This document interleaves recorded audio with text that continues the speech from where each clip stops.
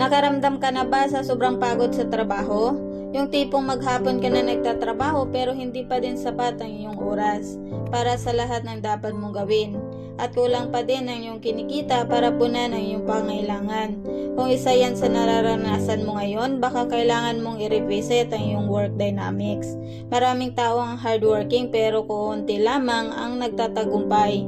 Hindi kasi basihan kung gaano kasigasig sa trabaho. Kasama din dito kung gaano ka katalino sa iyong ginagawa.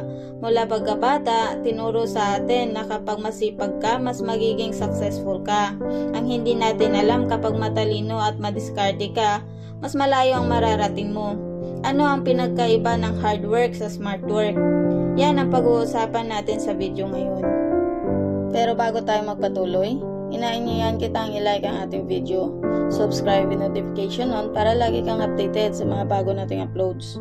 Comment ka natin sa baba kung isa kang hard worker o smart worker. Now, ang hard work at smart work ay magkaibang bagay para magawa mo ang isang trabaho. Magkaibang approach ito pero pareho lamang sila ng resulta. Ang hard work ay nakafocus sa mas mahabang trabaho habang ang smart work naman ay sa resources kung paano mapadali ang isang trabaho. Kumbaga, ito yung sipag at tiyaga versus talino at diskarte. Para sa malinaw na paliwanag nito, ang hard work ay mas nakafocus sa quantity, hindi sa quality. Traditional and conventional ang approach at method para matapos ang isang trabaho. Nag-uumpisa magtrabaho na walang planning. Kumbaga, kung anong pinapagawa sa iyo, yun na yun. Nandun ang dedication at consistency sa trabaho pero average lamang ang resulta. Ito din ang mas stressful sa haba ng oras na igugol mo sa trabaho.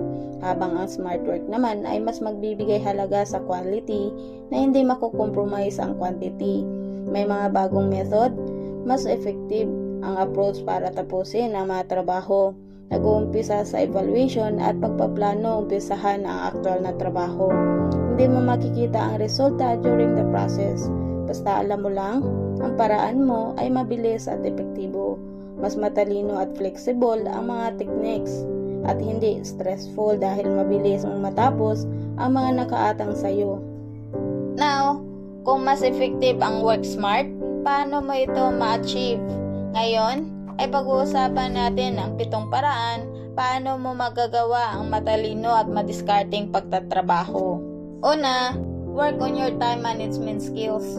Alam mo may 8 oras ka lang sa trabaho, kaya mahalagang alam mo kung anong unahin mo. Ang pagsabay-sabay ng mga trabaho ay mas madalas na didistract sa'yo at madalas wala kang matapos kahit isa. Minsan gumagana ang multitasking pero marami ang walang ganitong skills kaya wag mong pilitin kung hindi mo kaya.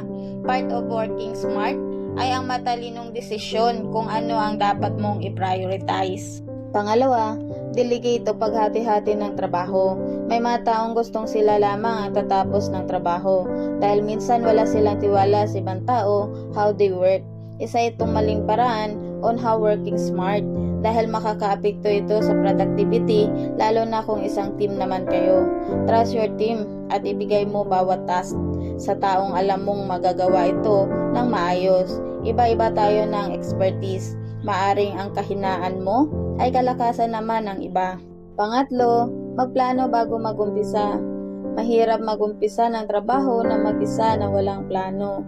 Mahalagang organize ang mga tasks, ano mga dapat unahin, ano mga bagay na kailangan bago magsimula.